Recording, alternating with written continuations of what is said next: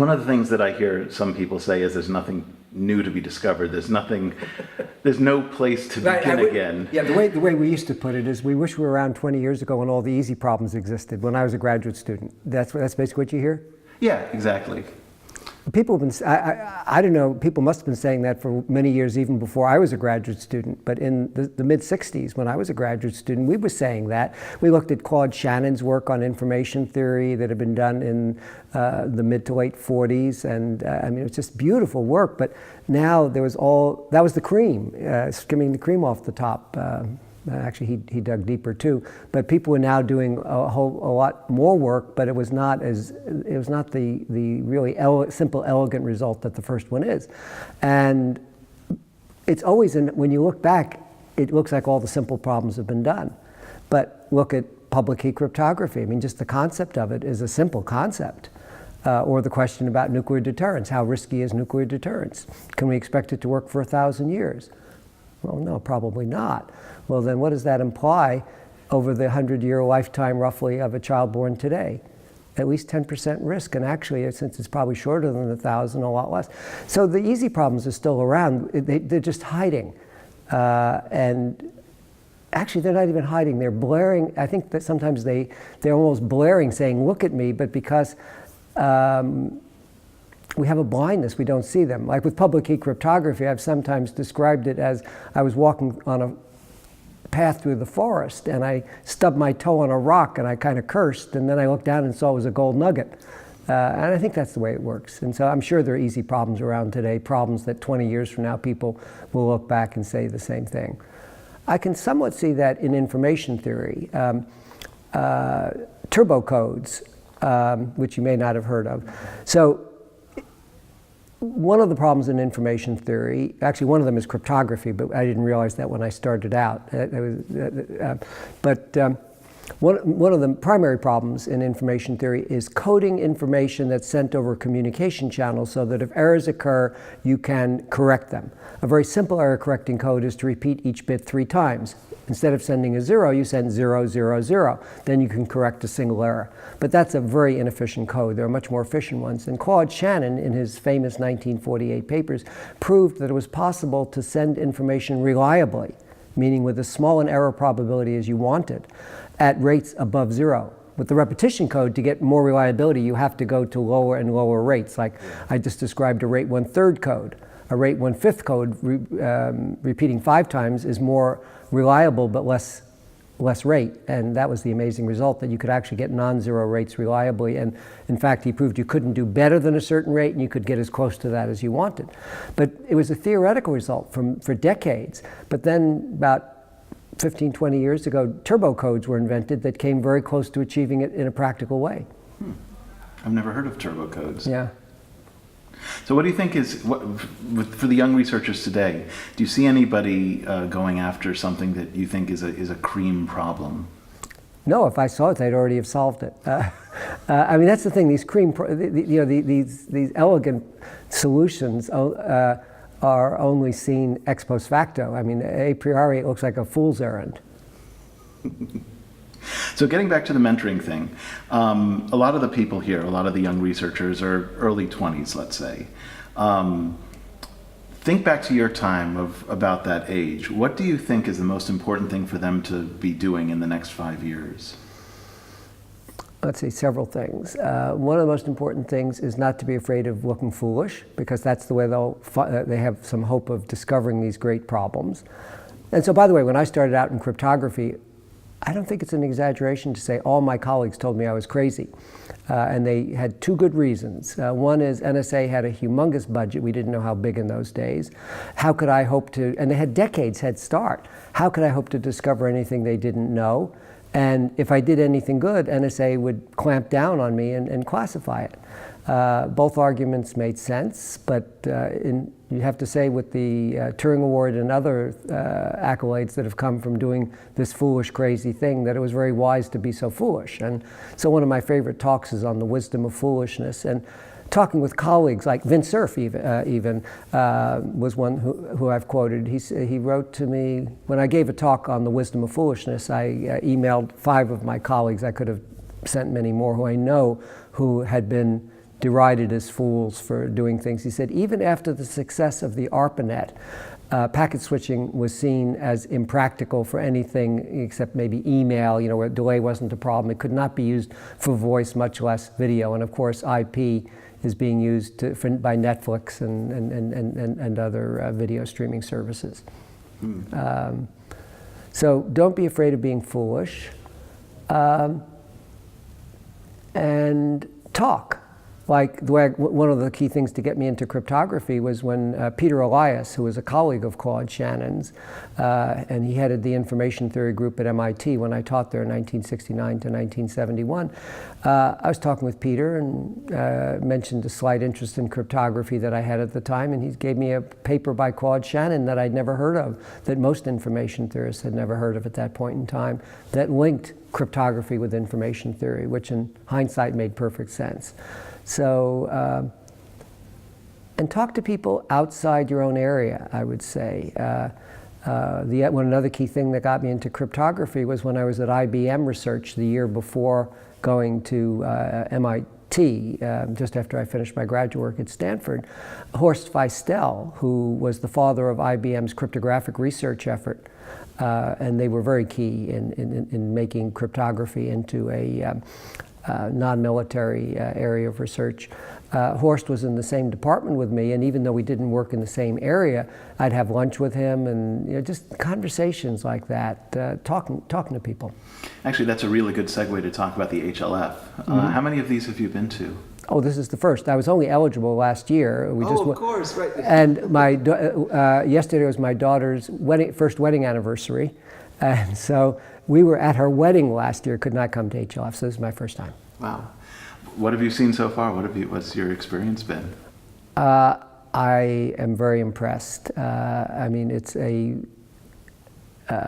only a fool would think about bringing together all these young researchers and the laureates, and do the laureates have anything to say anymore? I mean, my work that I'm honored for was done 41 years ago, but I think there's something very good that comes out of it, and I mean, it's the thing we were just talking about, the need to talk with people outside your area and form connections. And it certainly is wonderful to see mathematics and computer science being treated as the royal subject that it deserves to be treated as. We can't do that every day of the year, but it's nice to have it once in a while. And for that, I'm really grateful to the Klaus Tschira Foundation for making this possible, and to all the people at HLF who have worked so hard.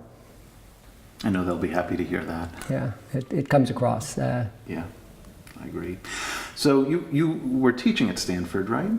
Yes, so I did my undergraduate work at NYU, 62 to 66. I came to Stanford, did my graduate work 66 to 68, technically to 69, but I actually finished my residency in absentia, which is a strange thing to do. I'd completed all the work, I just needed to pay more money and get more units, and so I went to IBM Research and was registered at Stanford concurrently, and my advisor, Tom Cover, gave me research credit for the research I did at IBM because I'd already done my thesis. So I was at IBM for a year, MIT for 2, 69 to 71. Then I came back on the Stanford faculty in 1971, and I was on the regular faculty through 1996, but then I've been emeritus now for, how many years is that, 21 years. Wow. So getting back to the question about mentorship, how do you approach mentorship? Like, what do you think is the best thing that you could give the younger students, the young researchers? Well, the way I haven't had PhD students in a while, but when I did, I ran my group the way Tom Cover ran his. It wasn't that I directed students, I didn't give them a problem to work on, but rather we'd have meetings and we'd talk about problems that he'd found or someone else had found. It usually was Tom Cover. And he'd give us papers to read, and out of that, you develop your own ideas rather than being given, here's a homework problem, except it's a PhD thesis. And so, to the greatest extent possible, I would suggest that. So, there's been it seems that there's a distance between your work then, cryptography, and for which you're well known, and your newer work both in disarmament and in relationships. Do you want to talk about sort of how that transition happened? Oh yeah, it was a discontinuity.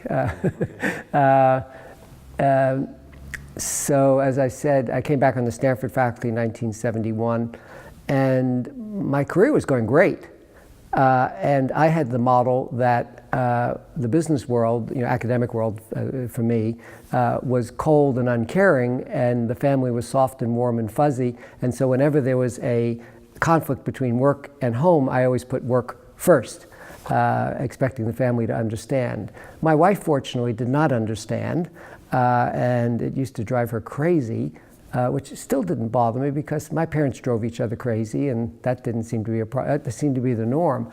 But my wife is really a very sensitive person, and it drove her crazy enough that I didn't realize it, but we were headed for divorce. And as I look back on it, I should have seen that, and not just with her, not just the way she was responding to it, but the way I was responding to it.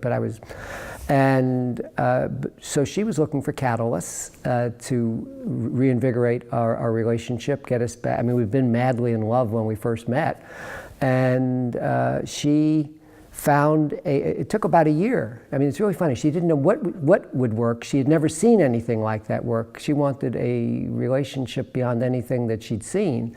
But she found a group that helped us get started. It couldn't have taken us all the way. And the group worked at two levels. It worked at making peace at home, and that was what she was looking for. And it also looked at making peace in the world, so the micro and the macro. And so that was what got me to shift.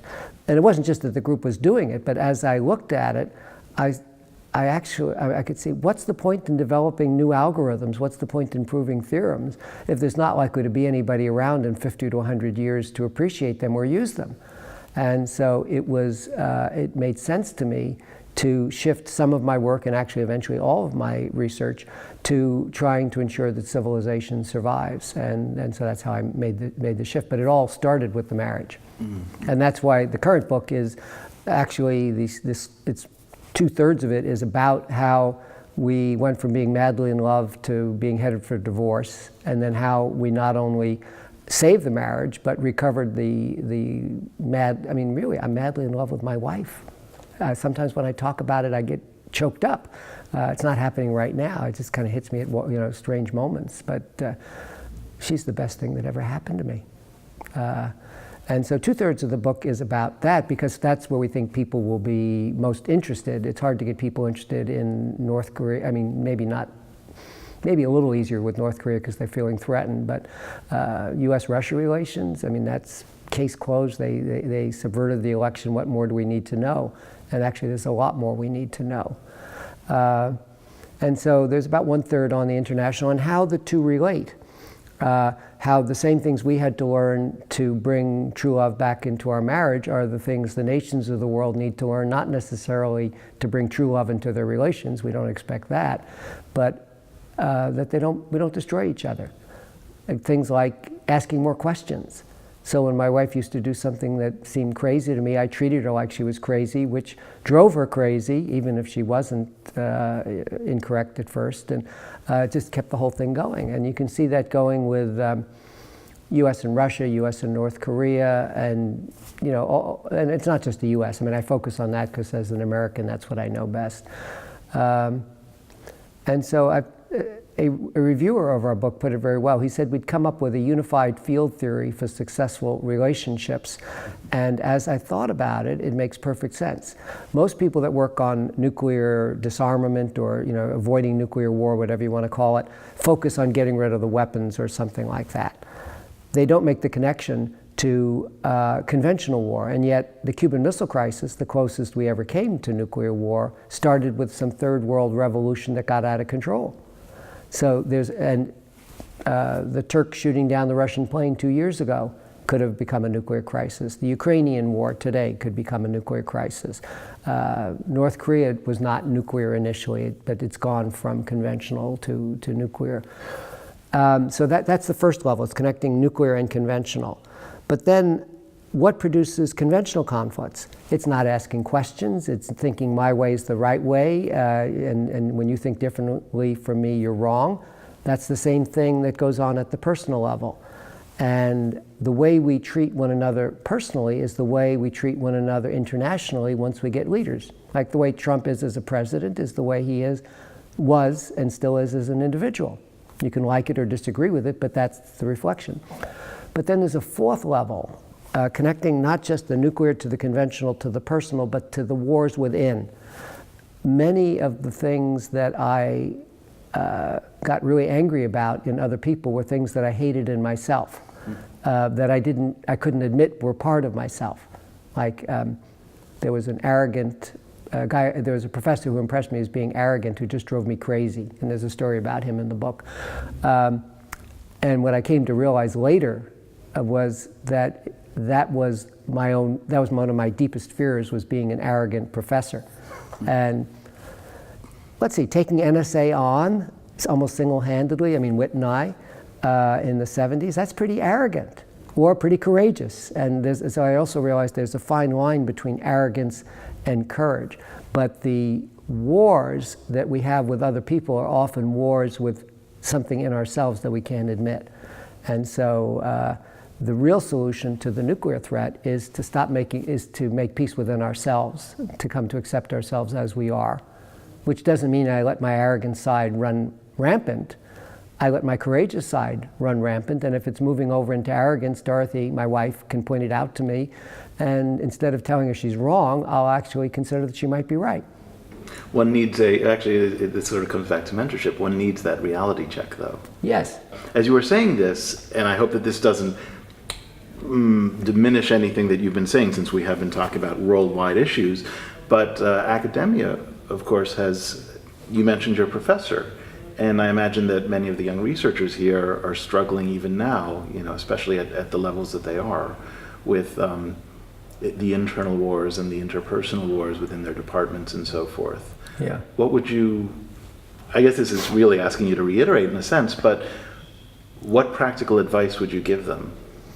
Well, let's see. First of all, I was really lucky, both at MIT and at Stanford, at least the groups I was in, I was unaware of any real political battles going on. They were very mild.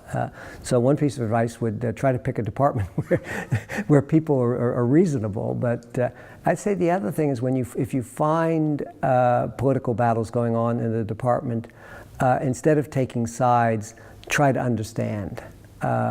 And if someone says something to you or about you that gets you mad, instead of just getting mad about it, ask questions. I'll give you an example. Len Adelman, also Turing Award winner, gave a talk, it must have been 30 years ago, on breaking the trapdoor knapsack, which was a system Ralph Merkle and I had published. And he starts his talk off by saying, he had an Apple II computer, which gives you an idea of how long ago it was. He had an Apple II computer churning away in the back of the room on a problem to prove that his algorithm worked. And then he was giving the talk about how the algorithm worked, and he said, first the talk and then the public humiliation. So I'm sitting in the front row and I'm thinking, God, Ron Rivest had RC4 broken, the Shamir Shamir signature scheme was broken. I mean, really good people have their systems broken. Even if your thing works, that's no reason to say you're going to humiliate me. Except guess what he meant? He didn't mean that I would be humiliated. He was afraid the computer was going to crash and he'd be humiliated. So ask more questions, and even if it turned out he'd meant it that way, which he didn't, but other people you might find might be really nasty, does it really have to let you hate him?